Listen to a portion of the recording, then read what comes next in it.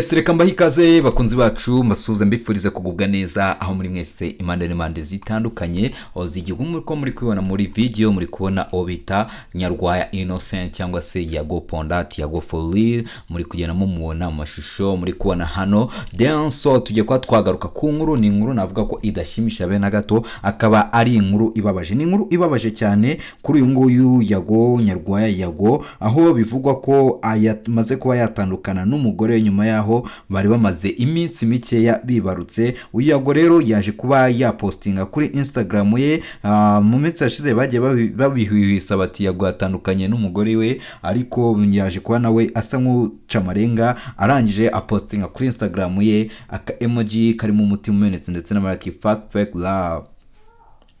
Ati bamwe bati yafashe urukundo, ati urukundo rwa fake rwose, ati urukundo mbese ni nko gutesha agaciro kumva ko na cyizere cy'urukundo kigihari. So uyu rero Yago harashize iminsi mike yibarutse we n'umugore wewe babanaga mu Bugande, ariko ubu ngubu akaba yatangaje ko batakiri kumwe nubwo ari mu marenga, ariko bikaba byari maze iminsi bihwihwiswa mozi nk'akavudo ka jihad bushize ko ati byararangiye nago bakiri kumwe. So uyu Yago rero mu minsi yashize ubwo yahishuraga ko bibarutse imfura yabo, uyu muhanzi Yago Pondati yagaragaje ko we n'umukunzi we Teta Krista baherutse kwibaruka umwana w'umuhungu. Uyu muhanzi rero akaba n'umunyamakuru yabitangaje yifashishije urubuga rwe rwa Instagram, aho yatangaje ko itariki 5 Gicurasi na 2025 aribwo umukunzi yibarutse umwana w'umuhungu. Mu butumwa yanditse yagize ati Imana yakoze ibikomeye kuri twe, wakoze cyane rukundo rwanjye Teta Krista, ndagukunda cyane kandi sinzigera mbyicuza, imitima yacu iranezerewe, imiryango yacu iranezerewe, umwami yageze ku isi,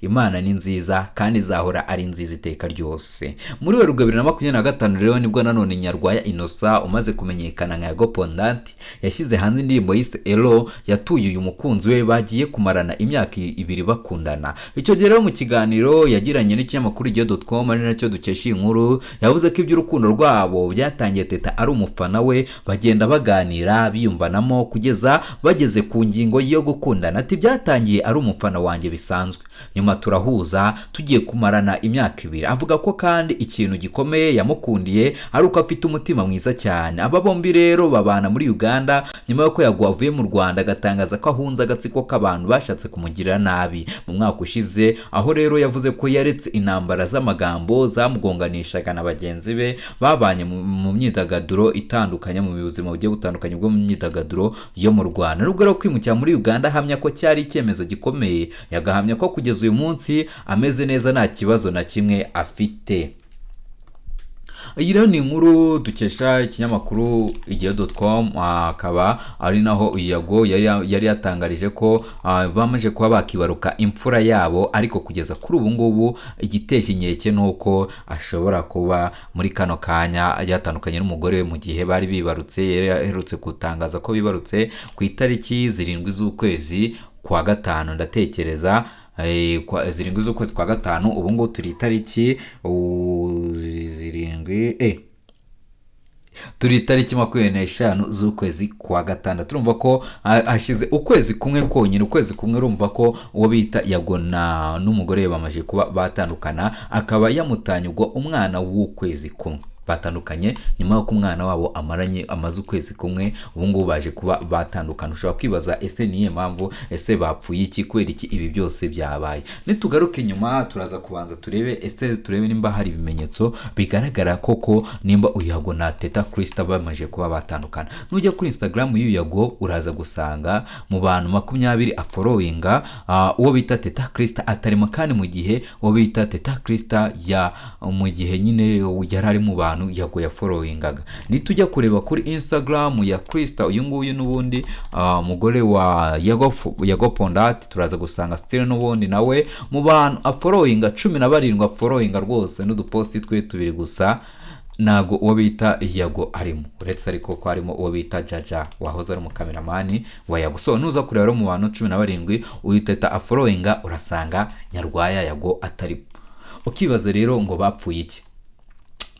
ikintu bapfuye rero abantu bari kuhwihwisa ko bapfuye ibintu bitandukanye, bati umwe yafashe undi ari kumuca inyuma, undi ibintu nk'ibyo, ariko kugeza kuri ubu ngubu ntabwo biratangazwa cyangwa se nta nubwo biranzurwa neza ngo bamenye ngo bapfuye iki, ni ikihe kintu bapfuye. Yago rero si ubwa mbere nanone avugwa mu bintu by'urukundo, ariko akisanga yatandukanye n'uwo bakundana, ariko yaramugaragazaga cyane, kuko nuza kureba hari umukobwa nabonye n'uyu munsi kuri Instagram, mwese benshi baramuzi ko mu myaka yashize ubwo Yago yarimo aratangira iyi kariyeri ye aka kazi k'itangazamakuru mu myaka yashize muri za 2020, ibiganiro yakundaga gukora cyane cyane ibiganiro byose yakoraga ari kumwe na DJ Brian, yakundaga kwibutsa abantu ko afite umukunzi. Uyu mukunzi akaba yaritwaga Rudakangwa Charlie Esther, yari no mu diaspora uba hanze, ariko nyuma Yago nimba yaraje guhura n'iki kibazo biza kurangira batandukanye. Yago akaza posting ati biba ikintu nta kintu kibabaza nko gukunda umuntu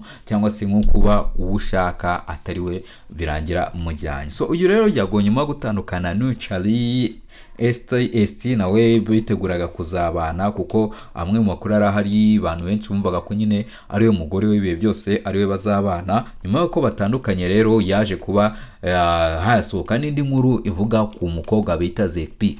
Uyu Zekbi rero bivuga ko Yago nawe ni umukobwa ngo baryamanye cyangwa se babyaranye, biza kurangira amutenda, nuko mu kumutenda rero aza kuba yamwihakana. Umwana rero w'umukobwa azengurukaga ku mbuga nkoranyambaga agenda avuga ati Yago yanenda, aranyihakana, Yago ibintu byinshi. Si ibyo gusa kandi rero nitujya kwinjira mu nkuru z'urukundo z'uyu nyarwa Yago, turaza gusanga n'uwo bita wa mukobwa ubona yendagije bamwita Zekbi, ariko hari n'undi wa Yago n'ubundi still umukobwa munini cyane.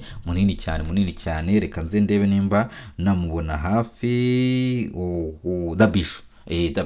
Hari n'uwo bita Dabishu rero nawe ni umwe mu bakobwa bagiye bagaragara ko nawe bakundanye na Yago bagakundana, ariko nanone haza kujya amajwi Yago ari kuvuga ati nihanganiye kurya ayo manuza yawe, ati rwose umbabarira rwose nakwiye nyine. arimo bariyamana uwo bita Dabishu naravuga ati ndaje kuri kose mushyira hanze, ndaje ibyo wankoreye byose, ndaje mu minsi iri imbere byose ndabishyira hanze ibyo wankoreye byose. So nuko nguko rero nizo nkuru ze zagiye zitandukanye yagiye ahura nazo mu rukundo mu minsi yashize. Rero bwa mbere uyu mukobwa bakundana cyangwa se uyu mugore babanaga yagaragara ari kumwe na Yago ku rukiko, igihe yari yagiye ku rukiko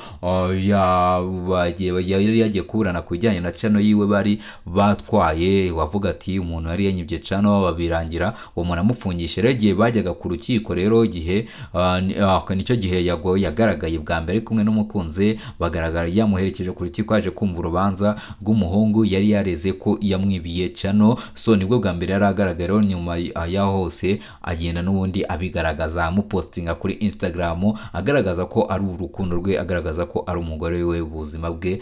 No mu minsi yashize kandi yaje kuba yamukoresha amashusho y'indirimbo yasohoye mu minsi yashize, ariko nanone akaba ari kwibazwa ko bishobora kuba ari prank, akaba ari agateguro kuko Yago agiye kwisorera album, ariko bikaba atari na prank sometimes, nkuko ntabwo ari itegeko ko abantu bose bakundana bafollowingana, ntabwo ari itegeko. Nanone ashobora kuba byabaye ngombwa ko baba bakuyo unfollow, bakoza unfollow. Rero abantu ari kuvuga bati Yago bimeze gutya na gute, murabona ko nawe yaje kwivugira fake love, bishatse kuvuga ko wenda we ku giti cye nagakunda urukundo rwa pirate, ariko ntabwo yageze agwisha ku ntego cyangwa se ngo arase ku ntego avuge ko ari kubivugira ku mukunzi cyangwa se ari kubivugira kuri uyu Teta Krista. Uyu Yago rero inkuru nyinshi zimaze iminsi hanze zivuga ko yatandukanye n'umugore we, ariko yari amaze igihe ataragira ikintu abivugaho. Uyu munsi rero yagize ikintu abivuga. Nanarinze kugira recall cyangwa se kugira ikiganiro mbikoraho, nanjye nabibonye mu minsi yashize mbona batagifollowingana, ariko ndavuga ati reka negereze ndebe nyarwa Yago ko nago ajya heza ndebe icyo azabivuga. So uyu munsi rero ni iki ngiki yabivuzeho, yavuze ko rwose ataye urukundo, yavuze ko urukundo rwa fake rwose ari ikibazo rumubabaza. So rero nibyo ngibyo nibyo nababwira, ni update nkuko nabibabwiye. So reka mbifurize rero kugubwa neza aho muri mwese, any update I'm here for you and time kabisa, ndi ready kuba nabatamo. So reka twifurize rero mu Yago, nanjye kuba umuryango wa Yago, ariko n'ubundi byose ni kimwe, inshuti umuryango n'uyu Yago Pondati, tumwifurize kwihangana, ndetse kandi abari hafi mu mube hafi, mugerageze murebe ko mwakongera mukabahuza, cyane ko yari couple nziza ikunzwe kandi iberanye kandi iri ku murongo, cyane ko nk'uyu mukobwa kuba yarakunanaga Yago ariko akari umuntu bagenda avuga ibintu byinshi bitandukanye, ariko we akabyima amatwi ati I'm here for you. So rero nizera ko n'ubundi biri buze kuba byagenda neza, bakongera kuba bahuza. Reka rero mbifurize kugubwa neza aho muri mwese, kora subscribe dukomeze.